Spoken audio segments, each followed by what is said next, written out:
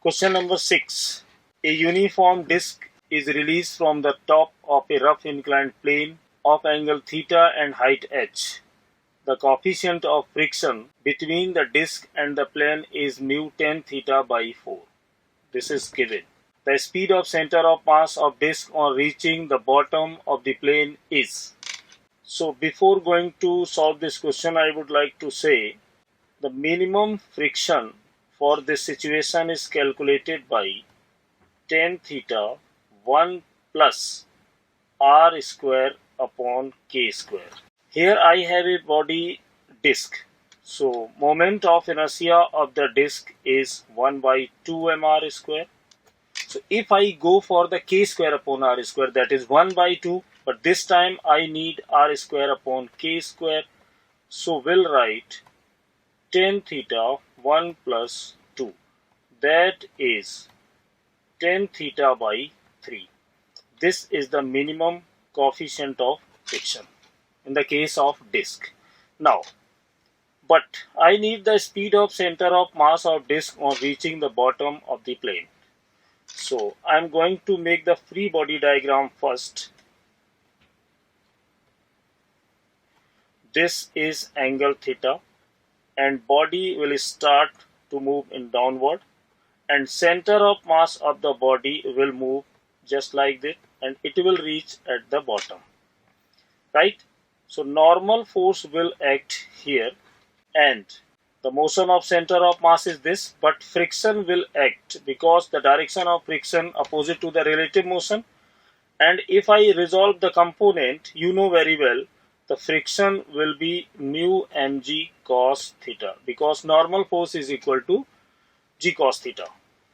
And the another force will act mg sin theta because the weight will act like this and theta, the component of the weight mg cos theta will be here.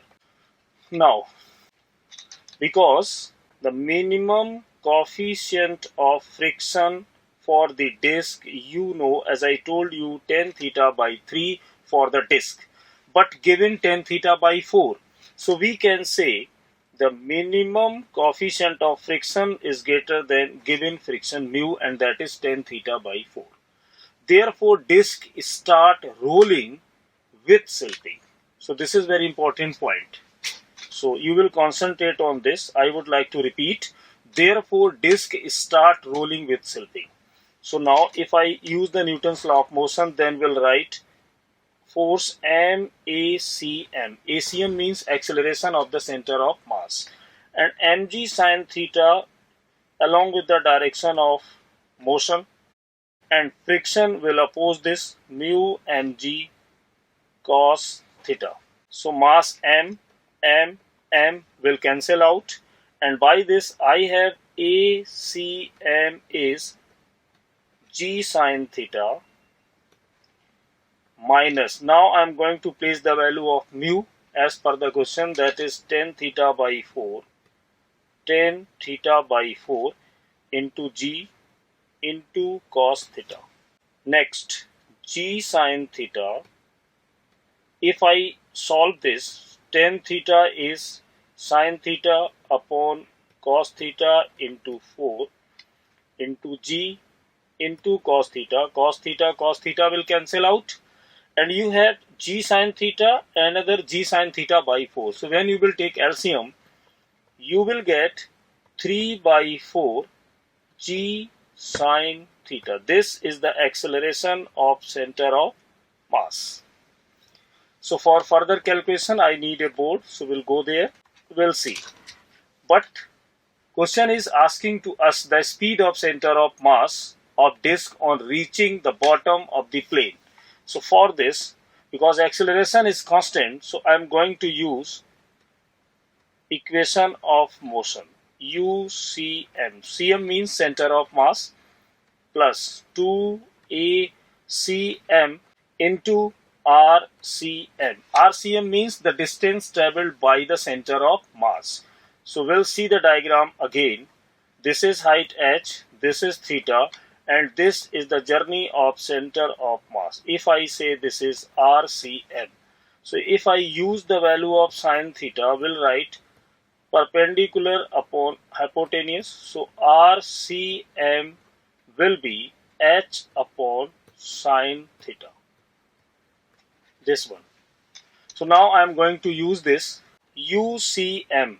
Initial velocity was 0 plus 2 into ACM, and as I told you, ACM is 3 by 4 G sine theta, and the value of RCM, as you know, h upon sine theta. Sine theta will cancel out, and 2 to the 4.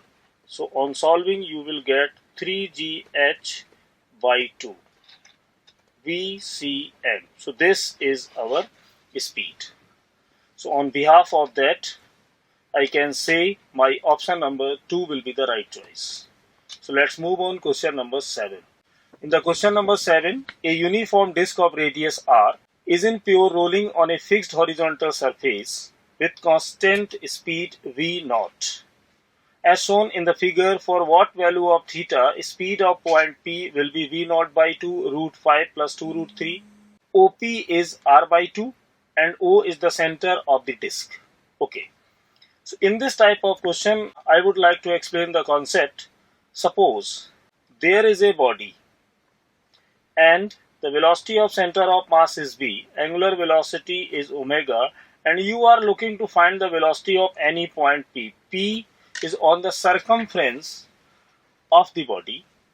So you can calculate velocity of any particle. I am going to write by P, and that is calculated by velocity of point P with respect to the center of mass plus velocity of the center of mass. So this is the formula I am going to use.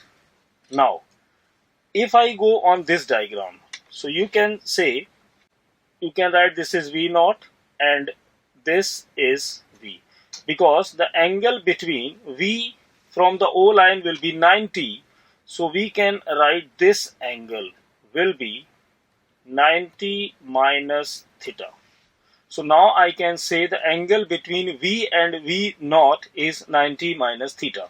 If I use this relation, then I can write velocity of point P, but you have to be very careful. OP is r by 2. So now first I will write v square plus v naught square plus 2v v naught and cos 90 minus theta, not only theta. That is why I am going to write here sine theta. So I would like to repeat. First I will write cos 90 minus theta, and it is equal to sine theta. And the one thing is important, because OP, the radius is r by 2, so we can write here v is equal to v naught by 2, because v is equal to r omega. When you will write r by 2, so you will get v naught by 2. Now I am going to place the value Vp according to the question that is given by, and this is v naught by 2 root of 5 plus 2 root 3. On the right hand side, within root, v square is replaced by v square by 4, it's okay, plus v naught square plus 2 into v naught by 2 into v naught into sine theta. 2 will cancel. Now I am going to square on both sides. So when you will square, you will get v naught square by 4, 5 plus 2 root 3, that is equal to 5 v naught square by 4 plus v naught square sine theta. So this is a simple square you will get by taking square on both sides. So when you will solve, you will get sine theta just equal to root 3 by 2. And you know, so if sine theta is root 3 by 2, then that will indicate theta will be 60 degree. So in this question, you have to learn this relation. If you are looking to find the velocity of point P, you will write velocity of particular point with respect to the center of mass and plus velocity of the center of mass in vectorial representation. Okay, so by this discussion I can say my option number 3rd will be the right choice. So let's move on question number 8. In the question number 8, 2-point mass m and 4m are connected by a light rod of length. Light rod of length is L and this is 4m. Suppose this is m separated by L. Opposite end. Moment of inertia of the system about an axis perpendicular to the length and passing through the center of mass. Suppose this is the position of center of mass. And if I consider from 4m is R1 and from m this is R2. Because I know the moment of inertia of the system, if I consider the axis is AB, so AB is equal to m1 r1 square, simple formula, m2 r2 square. The problem will come how you will calculate r1 and r2. So you will go the simple calculation of the center of mass. So for the calculation of center of mass, first you will decide your origin. If I say 4m is my origin for the calculation of center of mass, so I can say m1 will be 4m and r1, suppose this is r1 dash. r1 dash will be 0. But if I say r2 dash, so that is equal to the length of the rod, because 4m is behaving just like a origin. So distance of m from 4m will be L. So this is L and m2 will be m. And now I am going to use the simple formula of center of mass. So R1 is m1 R1 plus m2 R2 upon m1 plus m2. m1 is 4m, R1 is 0, m2 is m, R2 is L, and 4m plus m. So that will give you L upon 5. Similarly, if I go for R2, so for R2 the total length was L and R1 is L upon 5. So that will give you 4L upon 5. Now you have the value of R1 and R2. Now I am going to place this value.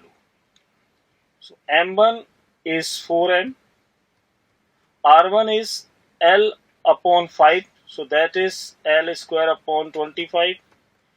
M2 is M and R2 is 4L upon 5, so this is 16L square upon 25.